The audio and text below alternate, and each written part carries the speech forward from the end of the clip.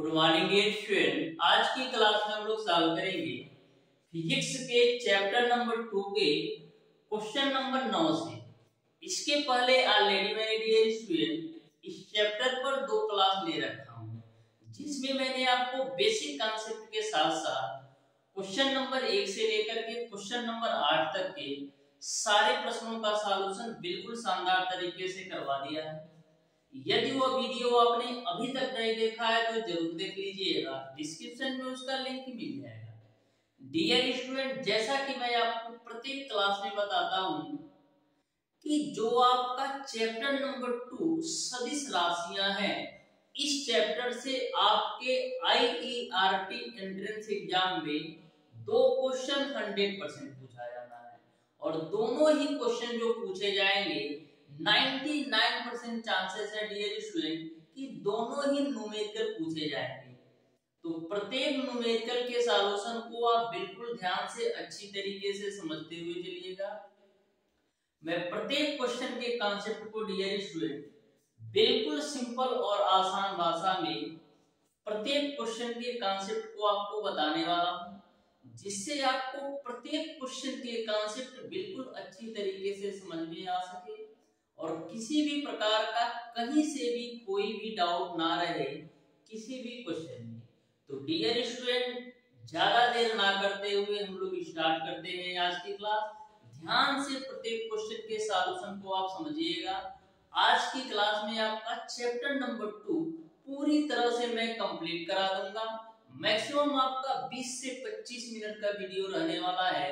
इस 20 से 25 मिनट के वीडियो के माध्यम से इस चैप्टर को पूरी तरह से फिनिश करने वाले हैं। तो ध्यान से देखिएगा डियर स्टूडेंट। स्टार्ट करते हैं, देखते हैं डियर स्टूडेंट क्वेश्चन नंबर 9। तो क्वेश्चन नंबर 9 आपका है, एक विद्यार्थी अपने घर से पहले 1 किलोमीटर पूरब की ओर, फिर 3 किलोमीटर दक्षिण की ओर तथा अंत में 4 किलोमीटर पश्चिम की ओर चलकर अपने विद्यालय पहुंचता है। उसके विद्यालय की घर से सीधी दूरी क्या है, ये आपको बताना है। तो बिल्कुल सिंपल और आसान सा क्वेश्चन है, आप ध्यान से समझिएगा डियर स्टूडेंट इस क्वेश्चन को कैसे सॉल्व करना है। सबसे पहले हम क्या करते हैं, एक डायरेक्शन बना लेते हैं। अब मैं मान लेता हूं कि डियर स्टूडेंट कि इस O पॉइंट पर उस विद्यार्थी का घर है, ठीक है। O पॉइंट पर उस विद्यार्थी का घर है। अब क्वेश्चन पर आ जाओ। बोला है एक विद्यार्थी अपने घर से पहले 1 किलोमीटर पूरब की तरफ, तो दिशा भी बना लेते हैं, पूरब है मान लो, तो ए आपका हो जाएगा पश्चिम, O पूरब A पश्चिम, और इस तरीके से खड़े हो जाओ तो ए आपका उत्तर हो जाए और नीचे आपका दक्षिण हो जाएगा। यानी यह वाली जो है ये आपका उत्तर हो जाएगा और यह वाली जो है ये आपका दक्षिण हो जाएगा। ठीक बात है कि नहीं? यहां तक आपको क्लियर है। अब देखो, पहले क्या करता है, 1 किलोमीटर पूरब की ओर चलता है। तो लो जी भैया, हम 1 किलोमीटर पूरब की तरफ इसको हम 1 किलोमीटर हम पूरब की तरफ इसको चला दिए, ठीक है। फिर आगे क्या करता है, फिर 3 किलोमीटर दक्षिण की तरफ, 1 किलोमीटर पूरब चलने के बाद 3 किलोमीटर दक्षिण की तरफ आता है। तो 3 किलोमीटर हम दक्षिण की तरफ भी इसको हम चला देते हैं। तो लो ये 3 किलोमीटर दक्षिण की तरफ चल लिया। फिर नेक्स्ट आगे बोलता है अंत में 4 किलोमीटर पश्चिम की तरफ जाता है। तो लो जी भैया, हम 4 किलोमीटर पश्चिम की तरफ भी इसको हम चला दिए। ये 4 किलोमीटर कहां, पश्चिम की तरफ इसको मैं 4 किलोमीटर चला दिया। यहां तक आपको क्लियर है, ठीक है। तो आपको यह बताना है, अब जब 4 किलोमीटर पश्चिम की तरफ चला गया ना, तो वो अपने विद्यालय पहुंच जाता है, ये उसका विद्यालय है, ठीक है। तो आपको बताना है कि उसके घर से विद्यालय की सीधी दूरी क्या है। तो हम निकाल लेते हैं इसको, O को खिसका करके हम यहाँ लिख देते हैं। उसके घर से विद्यालय की सीधी दूरी कितनी है, ये आपको बता देना है कि कितनी दूरी है, ठीक है।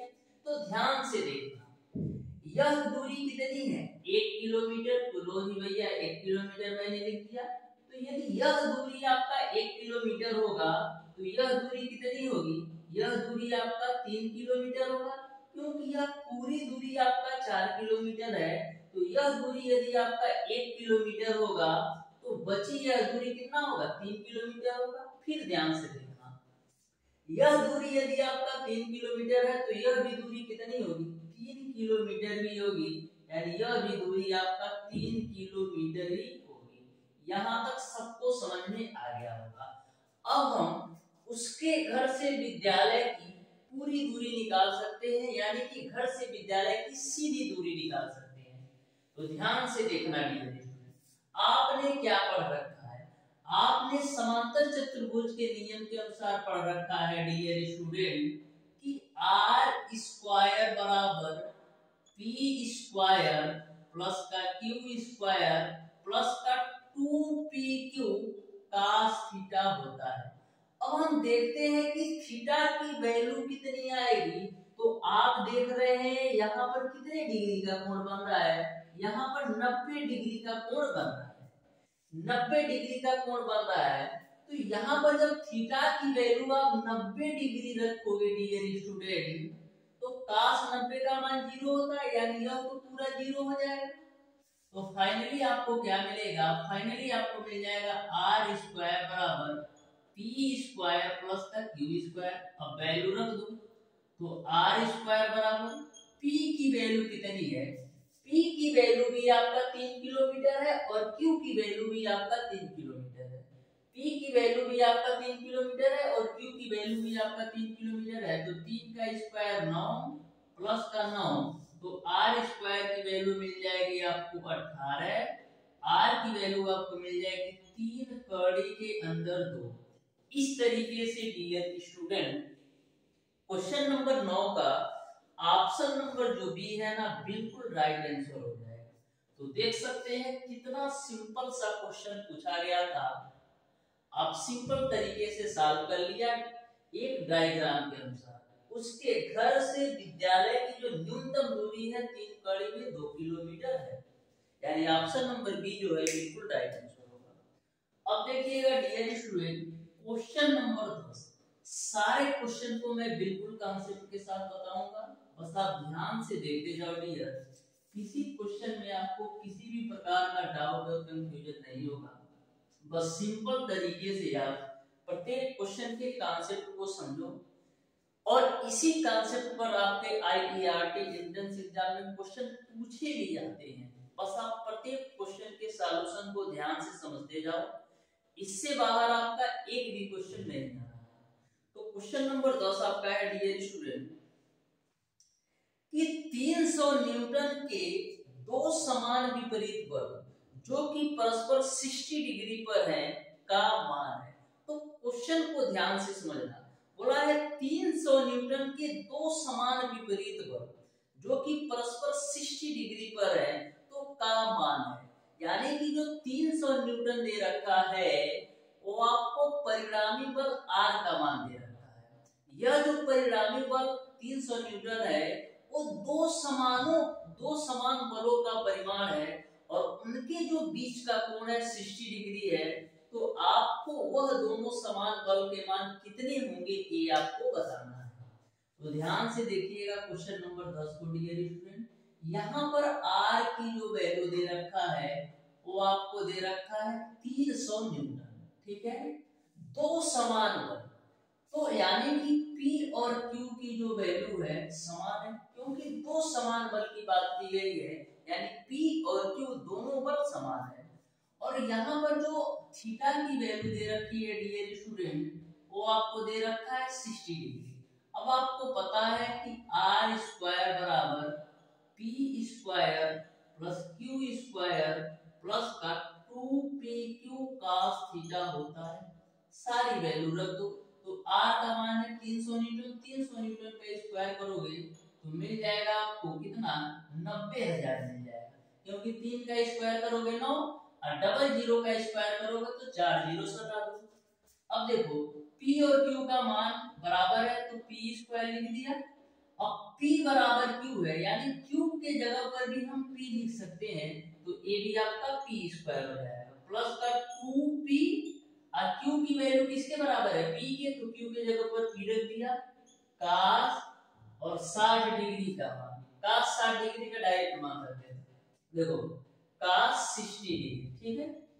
अब cos 60 डिग्री का मान कितना होता है, 1/2, तो cos 60 को हटा करके cos 60 का हम मान ही रख देते हैं, तो यहाँ पर आपका हो जाएगा 1/2, ये 2 से 2 बच्चे में, तो मिल जाएगा आपको 90,000 बराबर पी स्क्वायर आपका 2p² यहाँ से मिलेगा, प्लस का यहाँ से भी आपका p² मिलेगा, तो फाइनली आपको क्या मिल जाएगा, 90,000 बराबर 3p²। 3 से काट दो, तो 3 से काटोगे कितनी बार में कटेगा, 3 3 का 9 और 4 जीरो चिपका दो, यानी आपको मिल जाएगा डियर स्टूडेंट्स p² की जो वैल्यू होगी वो आपको मिल जाएगा 30,000। अब देखो इसका कैसे वर्गमूल निकालोगे, कैसे निकालोगे ध्यान से देखना, तो p बराबर आपको क्या मिल जाएगा, ये 4 तो जीरो है ना, तो सबसे पहले 100 बाहर आ जाएगा, अब कौड़ी के अंदर 3 हो जाएगा, ठीक बात है कि नहीं, क्योंकि देखो ये 10,000 है, जैसे ये है आपका 30,000, तो इसको हम क्या लिख सकते हैं, 3 गुणे 10,000 के रूप में लिख सकते हैं कि नहीं। अब 10,000 का वर्गमूल निकालोगे तो 100 आ जाएगा, अब 3 का वर्गमूल निकालोगे तो कौड़ी में 3 आ जाएगा, ठीक बात है कि नहीं। तो p बराबर क्या मिल जाएगा, 100 गुणे कौड़ी में 3 की वैल्यू 1.73 होता है, तो 1.73 का 100 में गुणा करोगे तो 173 न्यूटन आ जाएगा। इस तरीके से जो दोनों समान बल के मान होंगे वो आपका 173 न्यूटन होगा, यानी कि क्वेश्चन नंबर 10 का ऑप्शन नंबर जो बी है ना बिल्कुल राइट आंसर होगा। तो कभी भी यदि आपको लेंथी टाइप का कैलकुलेशन करना पड़े तो घबराना बिल्कुल नहीं है, इस तरीके से आप तोड़ करके कर सकते हो। देखिएगा डियर स्टूडेंट क्वेश्चन नंबर 11 को भी, जो कि बिल्कुल सिंपल और आसान सा ये भी क्वेश्चन है, बल ध्यान से समझो डियर, किसी भी क्वेश्चन में आपको किसी भी प्रकार का डाउट और कंफ्यूजन नहीं होगा, बस आप ध्यान से प्रत्येक क्वेश्चन के कॉन्सेप्ट को समझिए, मैं प्रत्येक क्वेश्चन को बिल्कुल शानदार तरीके से आपको क्लियर करा दूंगा। तो क्वेश्चन नंबर 11 आपका है, यदि दो एकांक सदिशों का योग आपका एकांक सदिश है तो उनके अंतर का परिमाण बता देना है, क्या होगा। ध्यान से क्वेश्चन को समझना। बोला यदि दो एकांक सदिशों का योग एकांक है, यानी कि जो आपके दो एकांक सदिश तो है ही, लेकिन उनके सदिशों का योग भी एकांक है, तो उनके अंतर का परिमाण क्या है ये आपको बताना है। तो ध्यान से देखना, सबसे पहले मैं मान लेता हूं कि P बराबर Q बराबर A आपका एक, यानी दो एकांक सदिश, यानी कि P की भी वैल्यू 1 है और Q की भी वैल्यू 1 है, उनके सदिशों का योग आपका 1 है, यानी R की भी जो वैल्यू है वो आपका 1 है। तो आपको यह बताना है उनके अंतर का परिमाण क्या होगा। तो सबसे पहले हम क्या करते हैं, इन दोनों सदिशों के बीच का कोण निकाल लेते हैं कि बीच का कोण क्या है। तो आपको पता है कि r² बराबर p² प्लस q² प्लस का 2pq cos थीटा होता है, ठीक है। तो r की वैल्यू 1 का स्क्वायर करोगे 1, p की वैल्यू 1 है, 1 का स्क्वायर करोगे 1, q की वैल्यू 1 है तो यहाँ से भी 1 मिलेगा, प्लस का 2 गुणे 1 इंटू का आपका हो जाएगा cos थीटा, ठीक है। एक से एक कैंसिल होगा, यह एक जब लेफ्ट साइड आएगा तो माइनस का 1 बराबर आपको क्या मिल जाएगा 2 cos थीटा, ठीक बात है। तो यहाँ से आपको मिल जाएगा cos थीटा बराबर माइनस का 1/2, cos थीटा बराबर आपको क्या मिल जाएगा माइनस का 1/2। अब cos के पदों में कितने डिग्री का मान माइनस का 1/2 होता है, तो cos के पदों में cos 120 डिग्री का मान माइनस 1/2 होता है, यानी कि हम माइनस के 1/2 की जगह पर cos 120 डिग्री लिख सकते हैं, क्योंकि cos 120 डिग्री का मान माइनस का 1/2 होता है। अब cos से cos खोपचे में, तो थीटा की वैल्यू आपको मिल जाएगा 120 डिग्री, ठीक है। अब आप आसानी से उन दोनों सदिशों के अंतर का परिमाण निकाल सकते हो। तो निकाल लेते हैं। तो ध्यान से देखना, अंतर का परिमाण कैसे निकालते हो? आर स्क्वायर बराबर P square plus Q square minus का 2pq cos थीटा से आप उनके अंतर का परिमाण निकाल सकते हो। अंतर का परिमाण तो कुछ नहीं होता है, बस बीच में माइनस आ जाता है, ठीक है। तो यहाँ पर आप अंतर का परिमाण निकालो तो p की वैल्यू कितना है? 1 का स्क्वायर करोगे 1 मिलेगा, q की वैल्यू 1 है, 1 का स्क्वायर करोगे 1 मिलेगा, माइनस का 2 गुणे 1 गुणे 1 और cos 120 डिग्री, cos 120 डिग्री, ठीक है। यहां से देखो 1 1 2 मिलेगा, माइनस का 2 1 कम 2 मिलेगा, गुणे cos 120 डिग्री का मान कितना होता है? माइनस का 1/2। तो यहाँ पर मैंने माइनस का 1/2, ये 2 से 2 कैंसिल होगा, इस माइनस का गुणा इस माइनस में करोगे, इस माइनस का गुणा इस माइनस में करोगे तो फाइनली आपको मिल जाएगा 2 + 1 यानी r स्क्वायर की वैल्यू आपको मिल जाएगी 3। तो r की वैल्यू कितनी मिल जाएगी? कौड़ी के अंदर 3। इस तरीके से डियर स्टूडेंट क्वेश्चन नंबर 11 का ऑप्शन नंबर सी बिल्कुल राइट आंसर होगा। तो देख सकते हो कितना सिंपल सा कॉन्सेप्ट था।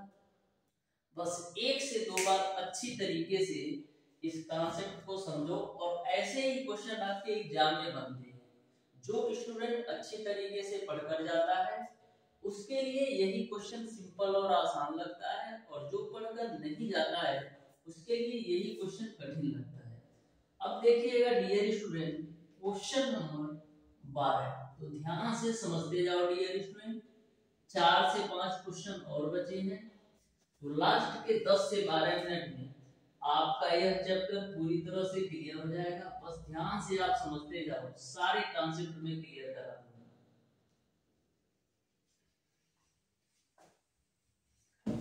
तो क्वेश्चन नंबर 12 आपका है डियर स्टूडेंट, बोला है सदिश राशि है। तो मैंने सदिश राशि को याद करने का एक ट्रिक बताया था कि जिसमें जिस शब्द के अंदर चाहे व आए या वो आए, चाहे वो आ जाए या वो आ जाए, वो आपका सदिश राशि होता है। तो देख लो कौन सी सदिश राशि है। पहला दूरी है, दूरी तो आपकी अदिश राशि है। दूसरा आपका चाल है, चाल भी अदिश राशि है। तीसरा देखना वेग है, तो वेग में आपका वो आ रहा है यानी कि सदिश राशि है, यानी कि क्वेश्चन नंबर 12 का ऑप्शन नंबर सी सही हो जाएगा। क्वेश्चन नंबर 13 को ध्यान से समझना। बोला है कि दो समान वेक्टरों का परिमाण जो है 0 है, तो उनके बीच का आप कोण बनाओ। तो ध्यान से समझिएगा, बिल्कुल सिंपल और आसान सा ये भी क्वेश्चन है। दो समान वेक्टरों का जो परिमाण है वो आपको 0 दे रखा है, तो उनके बीच का कोण बताना है, ठीक है। तो सबसे पहले मैं मान लेता हूं कि दो समान वेक्टर P बराबर Q है। ये दोनों वेक्टर समान है, यानी कि जितना P है उतना Q है।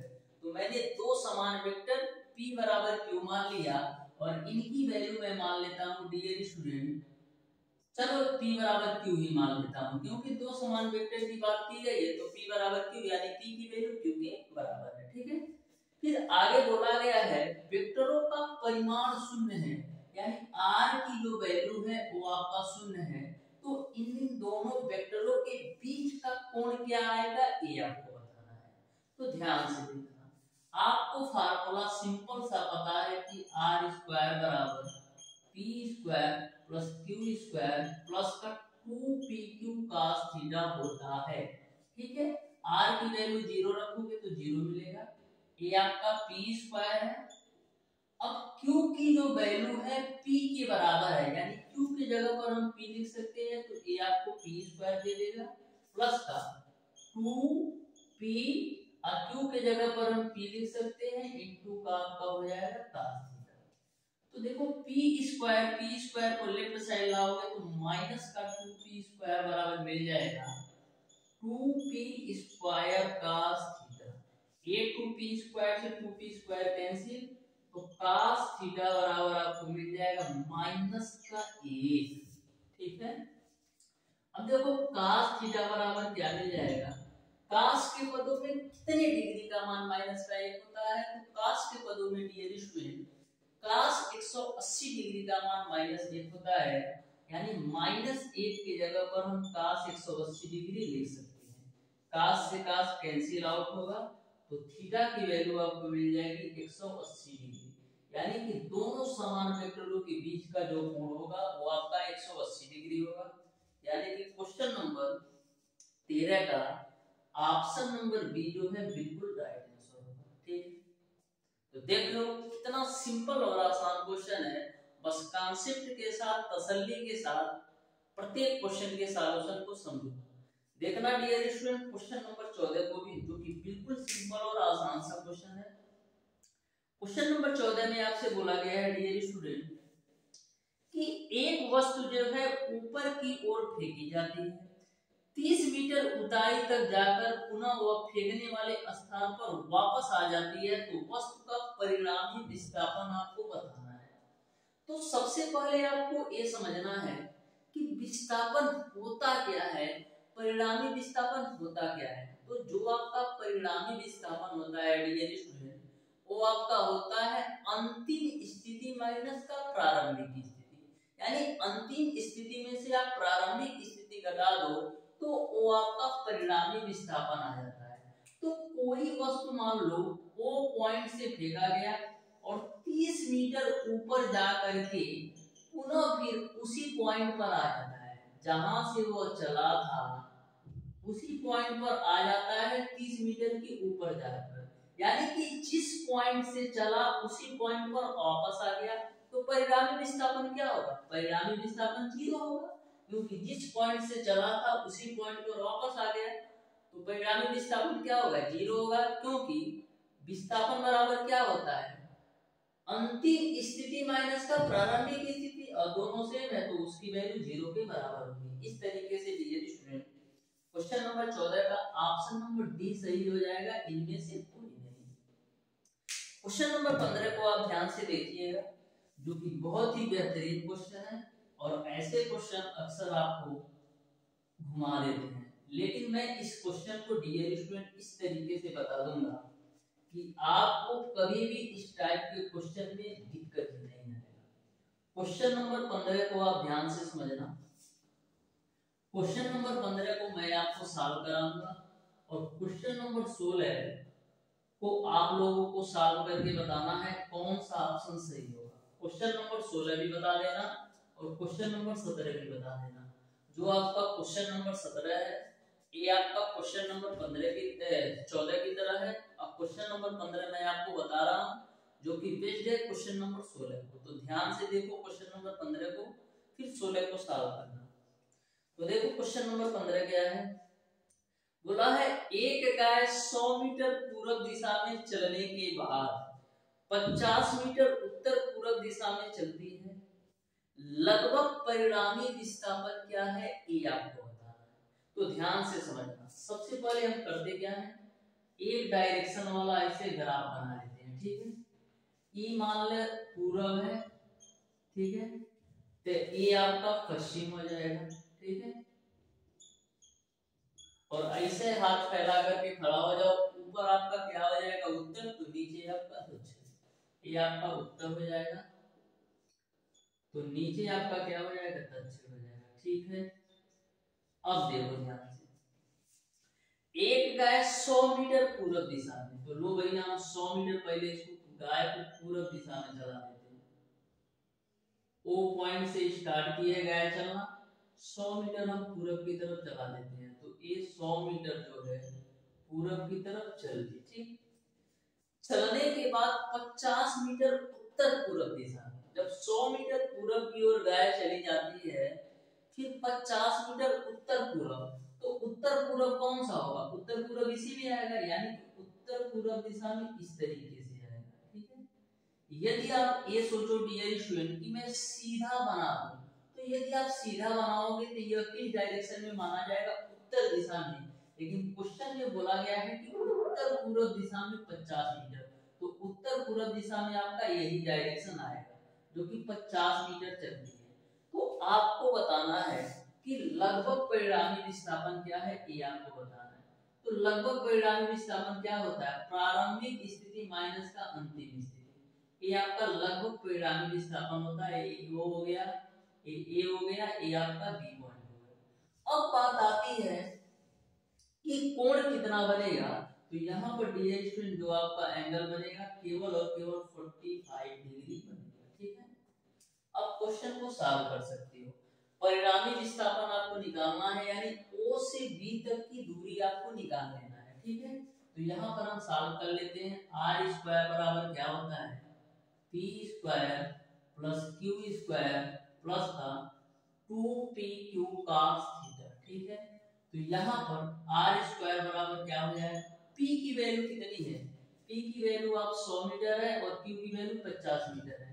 तो 100 का स्क्वायर करोगे तो 10,000 मिल जाएगा। और q की वैल्यू 50 है, 50 का स्क्वायर करोगे तो 2500 मिल जाएगा। प्लस का 2 गुणे 100 गुणे 50 गुणे आकाश 45 डिग्री का मान कितना होता है? 1/, कौड़ी में 2। ठीक है, अब देखो कौड़ी में 2 से 2 को काटोगे तो ये कौड़ी में 2 देकर जाएगा। तो फाइनली आपको क्या मिलेगा? फाइनली आपको मिल जाएगा r स्क्वायर। 10,000 में 2500 जोड़ोगे तो 12,500 यहाँ से मिलेगा। उसके बाद से 100 गुणे 50 करोगे कितना मिलेगा? 5,000। अब 5,000 का गुणा कड़ी में 2 करोगे तो 5,000 कड़ी में 2 a मिल जाएगा। ठीक है, तो यहाँ से r स्क्वायर की वैल्यू क्या मिल जाएगी? जोड़ दो ना, चलो ये देखो 12,500 ये हो गया प्लस 5,000 गुणे कड़ी में 2 की वैल्यू कितना होता है? 1.4। ठीक है, तो इसको आप सॉल्व कीजिएगा। फाइनली डियर स्टूडेंट 138 के अराउंड आएगा, यानी कि 138 मीटर जो है गाय का परिणामी विस्थापन होगा। इस तरीके से डियर स्टूडेंट क्वेश्चन नंबर 15 का जो राइट आंसर होगा डियर स्टूडेंट वो आप ऑप्शन नंबर बी सही हो जाएगा। गाय का जो परिणामी विस्थापन होगा यानी O से B तक की जो परिणामी विस्थापन होगा वो आपका 138 मीटर हो जाएगा। तो क्वेश्चन नंबर 16 को आप ध्यान से देखना डियर स्टूडेंट। क्वेश्चन नंबर 16 आपको इस प्रकार से दे रखा है कि दो बल P1 तथा P2 का परिणामी P2 से 90 डिग्री पर है तथा उनका परिमाण P2 से के समान है। तो P1 का परिमाण क्या है ये आपको बताना है। तो क्वेश्चन नंबर 16 को आप लोग डियर स्टूडेंट सॉल्व करने का प्रयास कीजिएगा और बताइएगा इस क्वेश्चन का कौन सा ऑप्शन सही होगा। जो आपका क्वेश्चन नंबर 17 है इसको आप ध्यान से देखना। बोला है एक वृत्ताकार मार्ग पर एक समान चाल से चलती हुई वस्तु का एक चक्कर लगाने के पश्चात औसत वेग दिया होगा। औसत वेग पूछा गया है और जो आपकी चाल है वो आपका वृत्ताकार के रूप में है। तो कोई वस्तु जब किसी वृत्ताकार मार्ग पर चलती हुई चक्कर लगाती है तो वहां पर औसत वेग क्या होता है? तो वहां पर जो आपका औसत वेग होता है डियर स्टूडेंट वो आपका 0 होता है। इस तरीके से डियर स्टूडेंट आज की क्लास में मैंने आपको बताया है फिजिक्स के चैप्टर नंबर 2 के क्वेश्चन नंबर 9 से लेकर के क्वेश्चन नंबर 17 तक के सारे प्रश्नों का सॉल्यूशन। फिर भी डियर स्टूडेंट हमारी आपसे रिक्वेस्ट है, यदि आपको किसी भी क्वेश्चन में किसी भी प्रकार का डाउट और कंफ्यूजन होगा तो आप बिना सोचे समझे बिना हेजिटेशन के आप कमेंट बॉक्स में कमेंट करके जरूर बताइएगा कि हमको इस क्वेश्चन में प्रॉब्लम है। या डियर स्टूडेंट हमारे व्हाट्सएप नंबर पर भी किसी भी क्वेश्चन को आप व्हाट्सएप कर सकते हैं। हमारा व्हाट्सएप नंबर है डियर स्टूडेंट 7620175376। ये मेरा व्हाट्सएप नंबर भी है और ये मेरा कांटेक्ट नंबर भी है। हर तरीके से डियर स्टूडेंट मैं आपके साथ हूँ, बस आप अच्छी तरीके से प्रॉपर वे में तैयारी कीजिए, बस यही मैं चाहता हूँ। तो इस तरीके से डियर स्टूडेंट आज की क्लास को यहीं तक रखते हैं। मिलते हैं डियर स्टूडेंट नेक्स्ट क्लास में, तब तक के लिए।